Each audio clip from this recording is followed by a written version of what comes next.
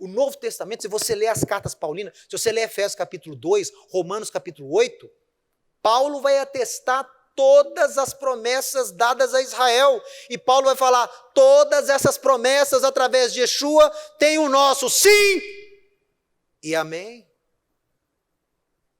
Yeshua é o cumprimento, Yeshua não anula, ele viabiliza.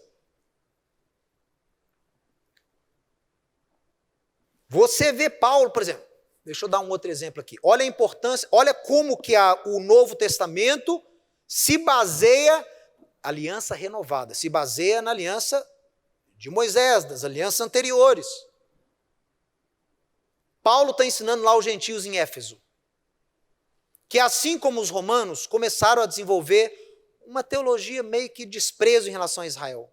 Mas Israel, olha aqui, eles estão lá sob ocupação romana. O templo deles foi destruído, nessa época que surgiu a teologia já tinha sido destruído o templo. O monte do templo está em ruínas. Jerusalém está em ruínas. O judeu está espalhado tudo que está lugar do mundo.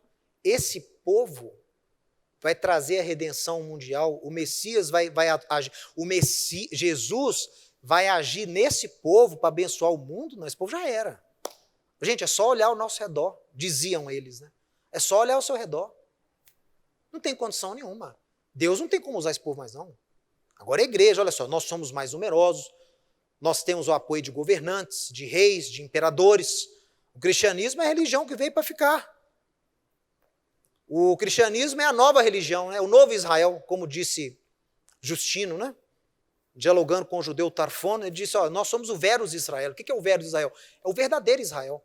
Ou seja, se eu chego para o professor Rodolfo e falo para o professor Rodolfo que eu sou o verdadeiro Rodolfo, automaticamente eu transformei ele em quê? No falso Rodolfo. Ele é o impostor.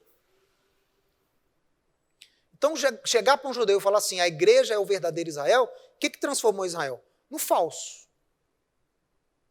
Então, o gentio via essas coisas todas, via Israel numa situação difícil, a liderança judaica rejeitou Yeshua. O Éfeso via isso, o Romano via isso, o Corinto via isso. O lá de Filipe via isso. O que eles falavam? Esse povo não está com a razão mais, acabou. Todo o propósito que Deus tinha para ele acabou. Olha como é que esse povo está indo só ladeira abaixo. Aí Paulo escreve as cartas aos romanos e a carta aos Efésios em parte, para poder provar para esse povo o quê? Gente, apesar desses altos e baixos, é um povo de dura servir, é um povo que foi rebelde no deserto, é um povo que tentou a Deus, é um povo que caiu em idolatria, eles tiveram o templo destruído lá em 587 a.C., eles foram exilados para a Babilônia. Apesar de tudo isso, Deus não tirou a sua mão, os seus propósitos não foram alterados em relação ao seu povo escolhido. A moral, o resumo de Romanos é esse. Israel, apesar dos pesares, apesar de tudo, ainda está cumprindo o propósito divino. Nada acontece que Deus permita que não seja em cumprimento ao que Deus tem planejado. É o cronograma divino. Então, quando Paulo escreve lá em Romanos, capítulo 8, todas as coisas cooperam para o bem daqueles que amam a Deus, que são chamados de acordo com o seu propósito. Se você lê o contexto, se você lê o Romanos, desde lá do capítulo 3, sobre o que ele está falando? Sobre Israel. Hoje, tudo que vocês estão vendo, a rejeição que Israel teve em relação ao Messias, a destruição do templo, na época não tinha ainda, mas o domínio romano, os apóstolos levando a Torá, os judeus rejeitando a Yeshua, tudo está cooperando para o bem. Israel não deixa de ser a nação escolhida porque essas coisas aconteceram. Se você ler Romanos 8 fora do contexto, você vai se achar o super-homem, a super-mulher. É só tirar Israel da sua teologia que você vai começar com essas coisas. E eu dei uma palavra inteira sobre isso aqui num sábado à noite, para tentar explicar às pessoas que leiam as Escrituras no contexto original. Não retirem Israel da sua teologia.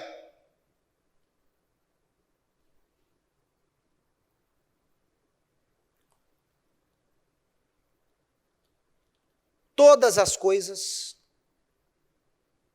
cooperam para o bem, Romanos 8, 28, daqueles que amam a Deus, daqueles que são chamados de acordo com o seu propósito. Qual nação foi chamada de acordo com o propósito de Deus? Você me diz. Qual nação foi chamada? Qual nação foi escolhida? É a porção de hoje, ó, a porção de hoje. Moisés fala com o povo, que nação no mundo viu as ações, que nação do mundo foi chamada, foi liberta, como vocês foram? Com que nação do mundo Deus revelou igual Deus revelou com você? Que nação do mundo recebeu a Torá, uma revelação da Torá para o povo todo? Nenhuma.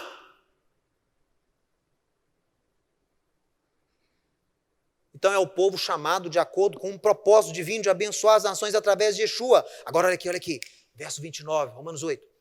Porquanto, aos que de antemão conheceu, quem que Deus de antemão conheceu? Abraão. Ele está falando aqui dos judeus, do propósito dos judeus. Aos que de antemão, eu vou provar isso para você. Aos que de antemão conheceu, também os predestinou.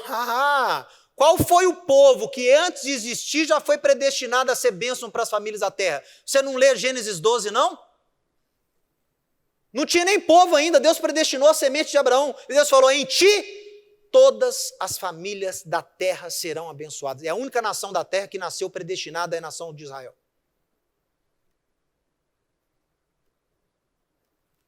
Aos que de antemão conheceu, também predestinou para serem conformes à imagem do seu filho. Volta aqui em mim de novo. Quando Deus fala lá, façamos o homem a nossa imagem e semelhança. E o homem foi criado à imagem e semelhança de quem? Semelhança, você tem que ter um molde. Semelhança é cópia. Semelhança tem que ter um molde físico. Deus é espírito, Deus não tem forma. Mas e a imagem? Imagem tudo bem. Demuto, pode ser demuto do eterno. E o tselem, e a semelhança? Qualquer rabino vai te falar. Yeshua, o Messias, não vai falar Yeshua, mas vai falar o Messias. O Messias foi o molde para Adão. O ser humano foi criado à imagem do Messias. E quando Deus separou Abraão e a sua semente, Deus falou o quê? Vocês vão voltar a ter aquela missão do primeiro Adão. Vocês vão voltar a resplandecer dentro de vocês, das suas fronteiras, vocês vão resplandecer a glória de Adão. Então, Paulo fala, predestinou os judeus conforme a imagem do seu filho, a fim de que ele seja o primogênito dentre muitos irmãos. E aos que predestinou, quem foram? Gente, é só você ler no contexto. A esses que Deus predestinou, que é o povo de Israel, a esses também chamou, e aos que chamou, justificou, e aos que justificou, a esses também glorificou. Quantos judeus messiânicos você acha que já existiam aqui nessa época? Milhares. Só em Atos 2 foram 3.000. Então o processo de redenção de Israel já tinha começado. E outra, as fronteiras do reino já tinham sido abertas. O gentio já estava entrando na predestinação de Israel. Você entra na predestinação dada a Israel. Aí você tem um camarada do século XVI que vai ler isso aqui e que vai interpretar. Então se Deus predestina, Ele só chama quem está predestinado, Ele só justifica e glorifica quem já foi predestinado, então eu sou predestinado. Você não é, mas eu sou. Mas peraí, não, alguns nascem predestinados à justificação, outros nascem predestinados à perdição. Eu sou predestinado. Você eu não sei, mas eu é claro que eu sou predestinado à salvação. Dizem esses que apregam essa doutrina. Fruto do quê? Leu um padre, um homem de negócio, um teólogo do século XVI, leu Romanos 8, não entendeu. E não entendeu o que estava falando de Israel. Aí ele para piorar, ele leu Efésios 2. Ih, aí piorou mesmo. Se você ler Efésios 2 sem considerar que Paulo está falando ali de Israel, já era. Igual eu te falei, você vai achar que você é o super-homem. Você nasceu predestinado, você nasceu... Olha só. Ô, gente.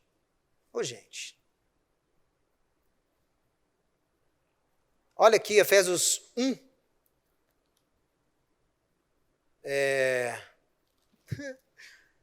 Deixa eu começar do verso 3, a gente vai encerrar.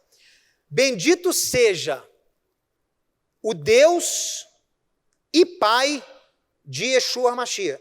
Opa, peraí. Acho que Paulo errou aqui, né? É porque aqui ele está escrevendo que Yeshua tem um Deus. Não pode, né, gente? O que vocês acham? Né? Se você tem uma doutrina aí, já há mais de 2000 anos, que fala que Yeshua e o Pai são totalmente iguais, sem nenhum tipo de hierarquia, aí Paulo errou aqui. Paulo não sabia dessa doutrina. Talvez a gente tenha que informar ele aí que ele tem que ler alguns credos aí, porque ele tem que ler os credos para escrever, senão vai escrever coisas como essa aqui, que jogam esse credo por terra. Bendito seja o Deus e Pai. Então Yeshua tem um Deus. Tem alguém que ele presta obediência, submissão. Tem coisas que ele não sabe, só o Pai sabe. Mas vamos adiantar. Que tem nos abençoado, ó, lembra dos pronomes nas cartas de Paulo? Nós, vós. Nós, vós. Quase sempre é nós, judeus, vocês, gentios. Olha que interessante. Tarará. Assim como nos escolheu, Deus escolheu Israel? Sim. Assim como nos escolheu nele, antes da fundação do mundo, para sermos santos, irrepreensíveis perante ele em amor, nos predestinou para ele, para a adoção. Opa! Israel é a única nação do planeta que em Êxodo Deus chama meu filho. Israel é meu filho. Por isso que eu sei que ele está falando de Israel aqui. Nos predestinou para ele, para a adoção de filhos, através de Yeshua HaMashiach, é claro. A adoção, quando Deus chama Abraão, o Messias se revela a Abraão. Lê Gênesis 18. Em o beneplácito da sua vontade, para o louvor e glória da sua graça, que ele nos concedeu gratuitamente no amado, no qual temos a redenção, pelo seu sangue, a remissão dos pecados, segundo a riqueza da sua graça. Então lembra, está falando de judeu messiânico. Que Deus derramou abundantemente sobre nós, em toda sabedoria e prudência, desvendando-nos o mistério da sua vontade, segundo o beneplácito que propusera no Messias, de fazer convergir nele, na dispensação da plenitude dos tempos, todas as coisas, tanto as do céu como as da terra. Nele digo, no qual fomos nós, feitos herança. Ô, meu irmão, volta lá na Torá. Deus não fala para Moisés, Israel é a minha herança. Jacó é a minha herança, né, na verdade, para ser mais específico. No qual fomos feitos herança, predestinados segundo o propósito daquele que fez todas as coisas, conforme o conselho da sua vontade, a fim de sermos para louvor da sua glória. Nós, judeu messiânico, nós, os que de antemão esperávamos pelo Messias. Qual é o povo da terra que já esperava por um Messias? O romano? O grego?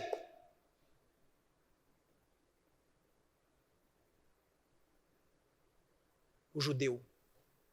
Mais uma prova, Paulo está falando de Israel. De antemão esperávamos em Cristo, em quem também vós, olha, está vendo por que separou? Está vendo por que quando ele usa nós, ele não está incluindo o gentio crente? Agora que ele passa a incluir, olha o que ele vai dizer, no qual também vocês, depois que vocês ouviram a palavra da verdade, o evangelho da vossa salvação, tendo nele também crido, fostes também selado com o Espírito Santo da promessa. o outro entra na promessa de Israel. E vocês vão ver comigo na conclusão desse estudo hoje à noite, que o penhor da promessa é o Espírito. Deus fez a promessa de redenção. Novos céus, nova terra, o próprio Deus através de Yeshua reinando aqui. Essa é a promessa. Ele deu a promessa e voltou para o Pai. Mas como é que fica isso aí? Não tem nenhuma garantia? Tem. Penhor. Qual é o penhor da promessa? O Espírito. O Espírito Santo que entra na vida do discípulo, seja judeu ou não judeu, na nova aliança, na aliança renovada, é o penhor da promessa que Yeshua vai voltar, vai remir Israel e os que nele foram enxertados e vai reinar. Essa é a promessa. Vai ter ressurreição. Para dar o galardão. Gente, alma não recebe galardão, não. Ei, alma não tem como receber galardão. Galardão é um conceito que tem que haver corpo para receber. Porque quando você cumpre o mandamento, quando você faz a justiça, é o seu corpo que participa também, junto com a sua alma, junto com o seu espírito. Como é que você acha que seu espírito vai voltar para Deus e lá você vai receber o galardão? Que galardão que Deus vai te dar? O seu corpo também obedeceu. Que galardão o seu corpo vai receber? Ele está lá na terra. Galardão exige ressurreição. Não recebe galardão sem ressurreição. Não existe. Para a pessoa receber o galardão, tem que estar de volta com o corpo.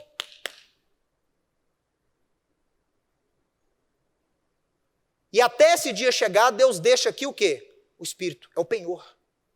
Você é cheio do Espírito. O que o Espírito vai fazer em você? Vai começar a escrever a lei de Deus na sua consciência. É que o Rabino falou hoje no comentário dele, o objetivo da Torá é mudar a sua consciência. Ô, meu irmão, Pedro já falou isso 1000 anos antes desse Rabino. Para santificar a nossa consciência com o Espírito de Deus.